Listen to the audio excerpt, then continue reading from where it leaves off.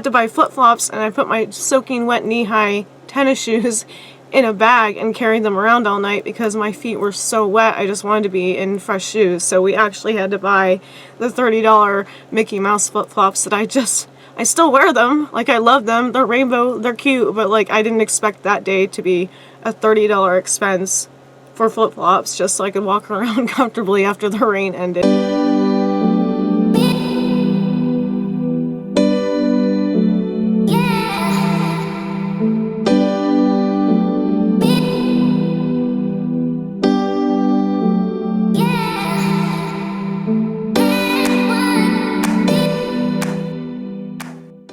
Hello everybody, welcome back to my channel. It's Pixie again, and if you're new here, welcome. My name is Pixie. Good morning, good afternoon, good evening, whatever you have to be doing right now when you're watching this. Hope you did fabulously and safely and taking care of yourself and your loved ones.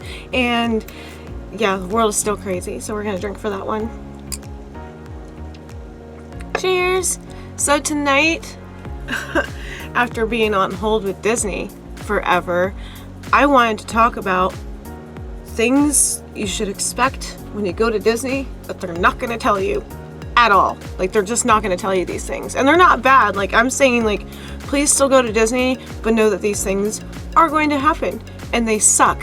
But if you can work around them, you're probably going to have a magical time, because I really, really recommend going to Disney at least once in your life. Even if you say you don't care about Disney, I guarantee you're probably going to have a good time.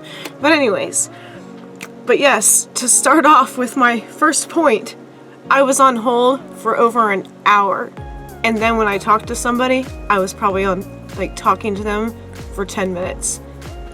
10 whole minutes! Literally on hold for an hour. So if you have to change your plans, or if something happens that you have to cancel or reschedule, and you call any of the Disney hotlines, because they're essentially the same. They look like different numbers, but you're on hold with the same company, and they'll just direct you to who can answer your questions.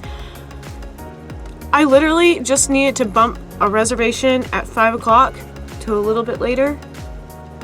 I was on hold for an hour. And even if you try to do this in person at Guest Relations, which is their guest services, you'll be in line for that long, but you'll also be in the Florida heat. So I would recommend just being dedicated, put your phone on the charger, and just be committed to it, because if you really need to change those plans and talk to somebody because the app doesn't always work. Yes, there is a Disney My Experience app, but sometimes it lags. Sometimes you lose your plans, and then sometimes things just happen, but you can't talk to anybody. You will be on hold for a while. So just expect that if you do plan on changing anything. You're like, we're gonna do this, but now it has to change, because that will happen too. So definitely go to Disney with an open mind and be expected that you will, if something needs to be fixed, you'll be talking and waiting and then talking and then waiting some more. But they'll fix it. There is still pixie dust. It's just you have to be patient. Another thing is, I'm only going to talk about Florida because I've never been to Disneyland. I'm an avid fan of the whole Disney company, but I have never been to Disneyland. I haven't been to Shanghai or Paris or any of the other ones, so I'm just talking solely about Walt Disney World Resort in Florida, which is also not technically Orlando. I hate it when they say it's in Orlando. It's actually in Lake Buena Vista, but it's just outside Orlando, so you're just that close to the actual hub of Orlando, but it's not in Orlando. Anyways, it is hot, and it will also rain, and both are unpredictable, because one day you're gonna wake up and the night before you check the weather and it says 15% chance of rain, and then you wake up and it's freaking pouring. So bring your umbrella and expect to sweat to death also, because then when the rain goes away, it's humid. So then all that moisture is sticking to you because of the heat, and then 5 minutes later, 10 minutes later, you won't even be able to tell that it rained at all. But you're gonna need both lightweight clothing and a poncho and or umbrella, and I bring both in my bag. But yeah, Florida has really weird, change their mind every 5 seconds weather. Even like I said, if you go to bed and it's nice and cool outside, you're gonna wake up tomorrow and it's either pouring down rain or it's 105 degrees outside with the heat index. Welcome to Florida.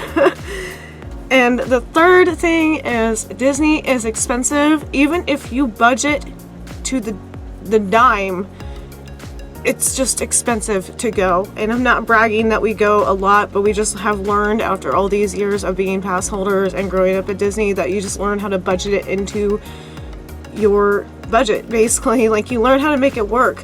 But Every now and then there's going to be something that pops up, like you're going to need a water, and that's $3 for just a bottle of Dasani water, and you're not going to find any water either, and that's another story, because if you don't like Dasani water, I know people have opinions and they prefer their certain brand of bottled water. You can only get Dasani in the park. A way around this is you can bring in your own beverages, but you cannot bring in alcoholic beverages, glass bottles, or any loose ice. And there are cooler rules, but I've never brought a cooler except for leaving it in our hotel. But there are rules you can look at on the Walt Disney World website about the cooler restrictions if you do want to bring a cooler into the park. But yes, Dasani water, $3. So even if you think you're not going to buy any souvenirs and you have that dinner planned out, you're going to end up spending money on something that was unexpected. So always put aside a little bit of extra money, or just expect that something's going to happen where you're going to have to actually spend it, because it's not a cheap place to go in the first place. I mean, if you look at any of the hotel prices, you're like, holy crap, that's $2.99 a night, and it's just for a bedroom.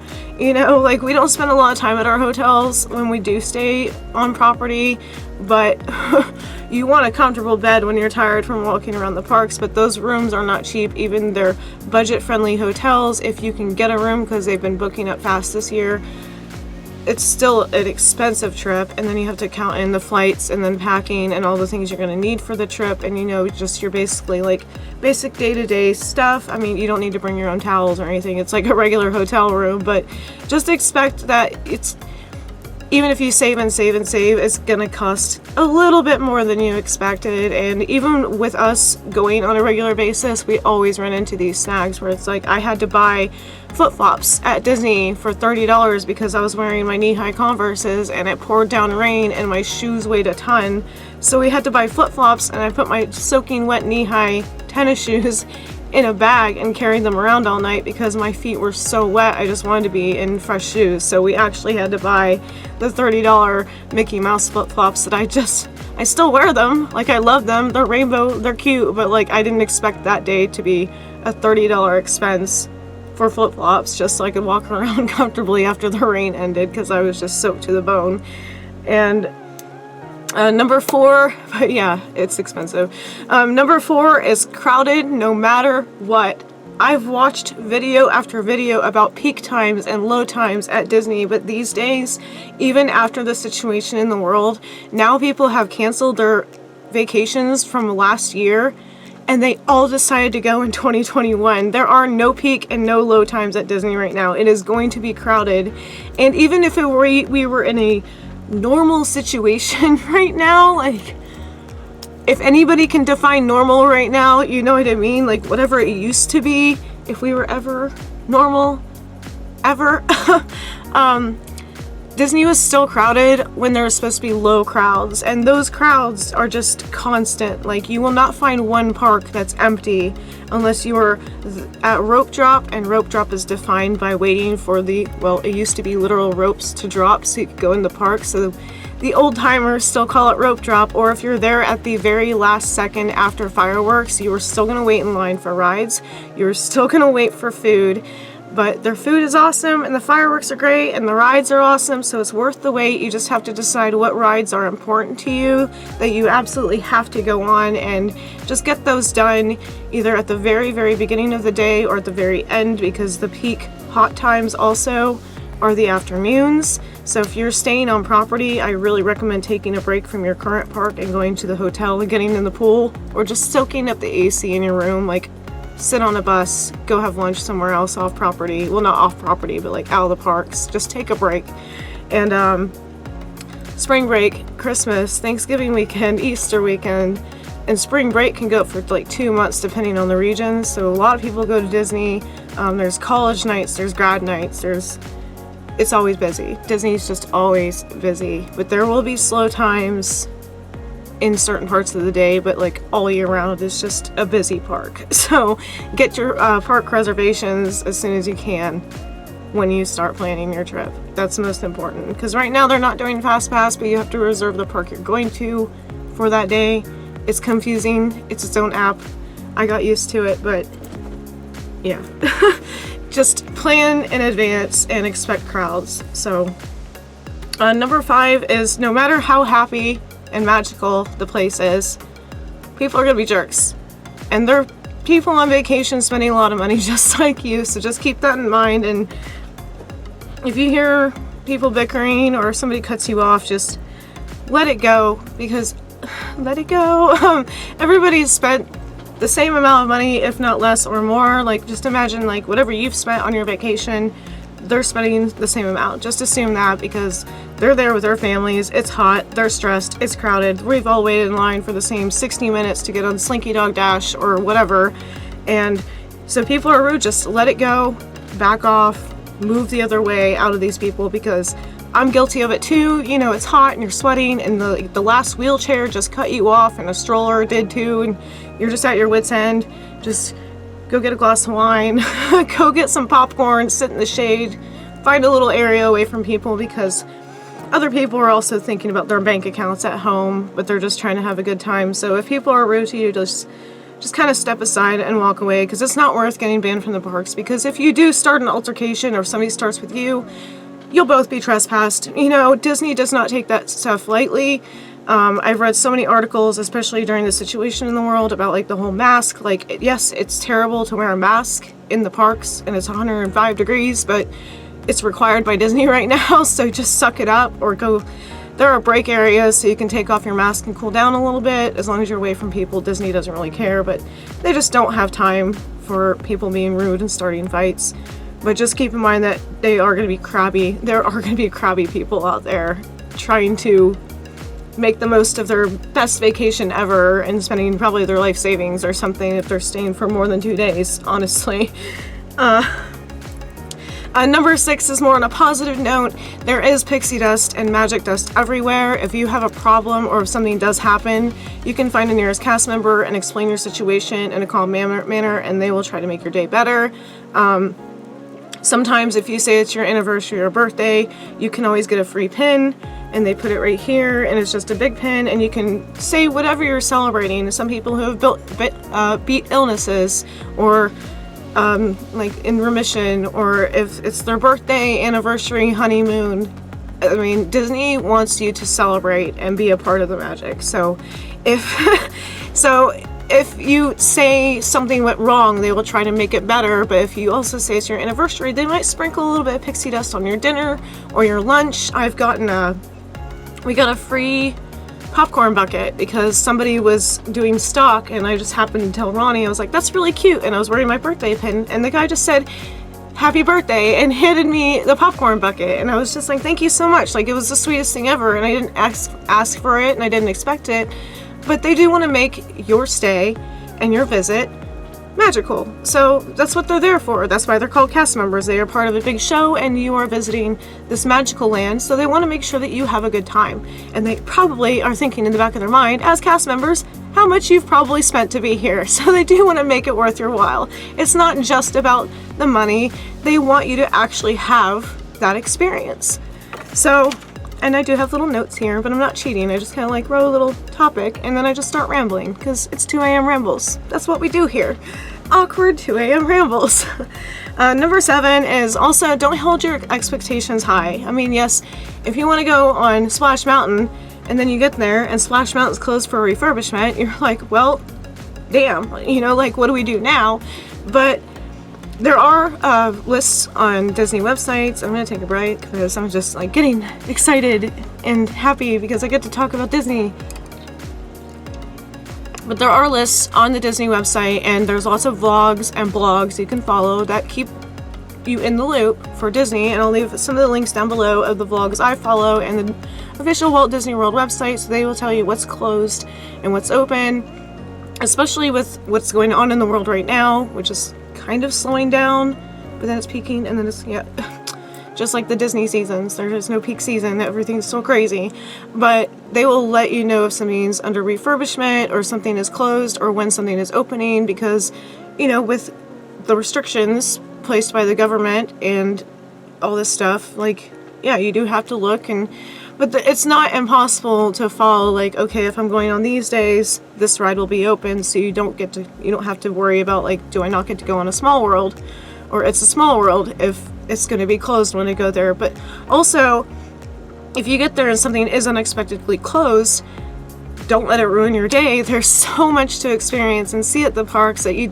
it's not like you're gonna have a horrible time, but also don't promise your littles that no matter what, you will be able to go on Splash Mountain, because if it's closed, then your kid's gonna be heartbroken and then they're disappointed. So just say, we will see, or I hope so too, or just something that's not like final, so they don't blame you if it's closed, because you can't control what Disney does. And by the way, Splash Mountain is going to be under refurbishment, but nobody knows the exact date. So if you do want to go on Splash Mountain in the current theme, I would say go as soon as you can, because they are retheming it entirely, and I do believe it's supposed to be Princess and the Frog, which is going to be awesome. But I do like the classic ride too. I digress. Number 8. This is one of my favorites, and it was the hardest, not favorite thing, but like favorite thing to learn that I tell everybody. This is a Disney secret they really don't want you to know. If you stay on property, their beds are terrible. Even if you get the highest tier resort that you possibly can afford, you are not going to be comfortable, because the number one reason is it's not your bed. And the pillows suck too. So if you have a certain blanket you really like to use, if you can, bring it. And bring a pillow. Like, if you are at least close, or if you can road trip, because I know it's not possible to shove all of that into one suitcase with the airline restrictions, but just acknowledge the fact that you're probably not going to be comfortable. But if you need extra pillows or another blanket, you can control your AC from the rooms, not the brooms.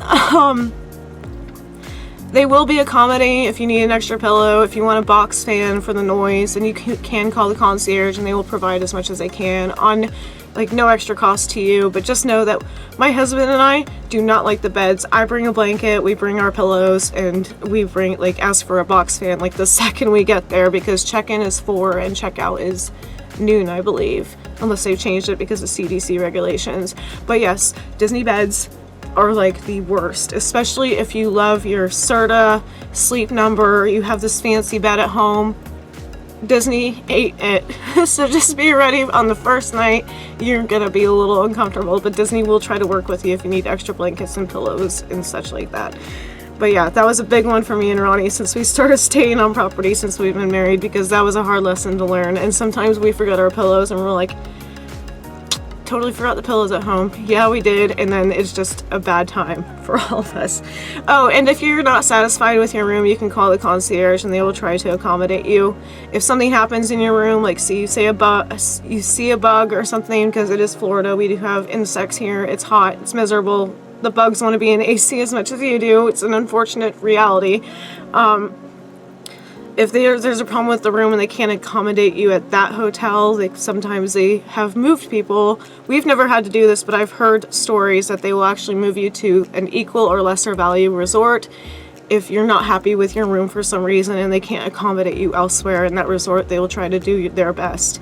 And like one time our mini fridge wasn't working, so they gave us like a $25 Disney gift card, so we had our lunch paid for that day, so that was really nice.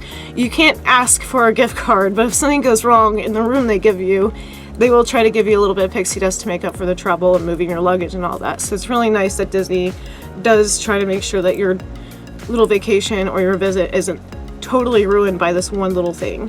And plus, you know, they probably don't want the bad reviews. So number 9 goes back on where it's always crowded. This is gonna be like, this drives people crazy.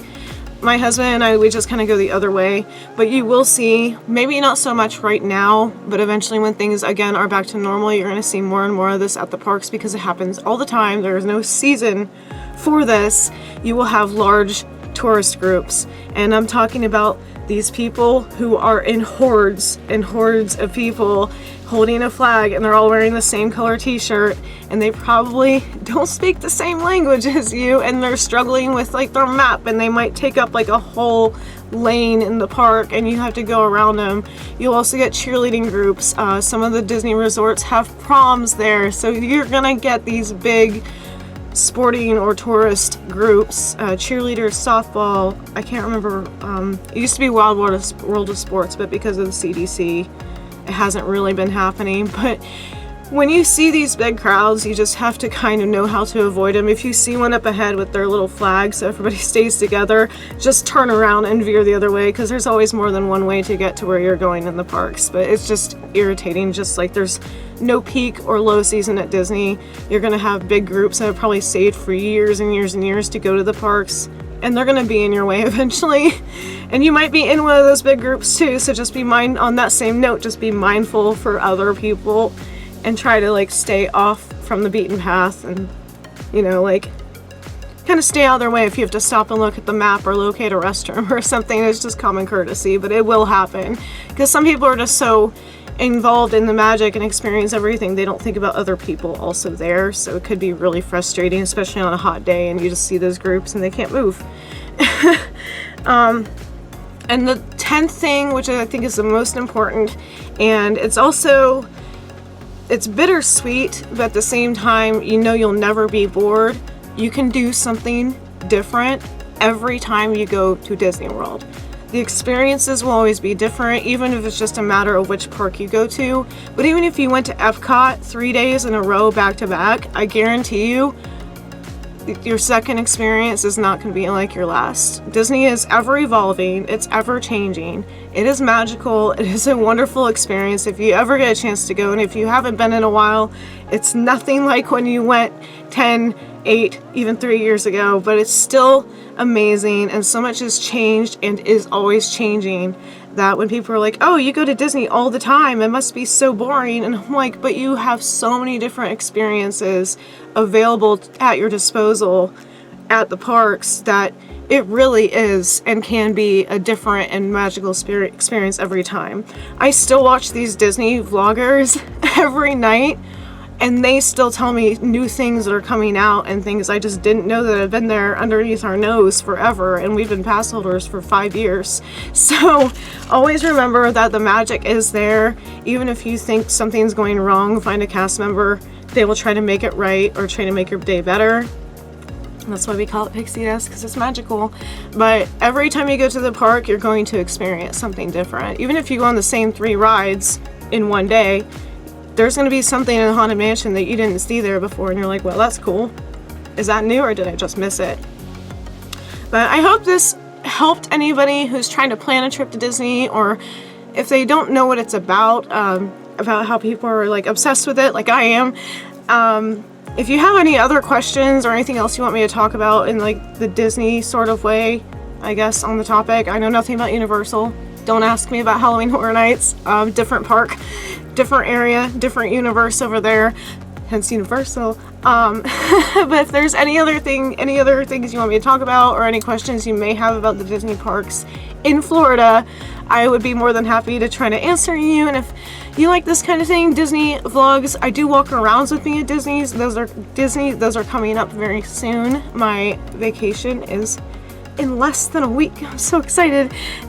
You will see some walk around the park with me coming up in about a week, and I hope you have a wonderful night. Tea, brunch, not the bad tea, because we don't drink drama here. I hope you're wearing whatever makes you happy. I hope you're staying safe. I love you so much. Stay magical. Bye. Pixie out. Awkward bye.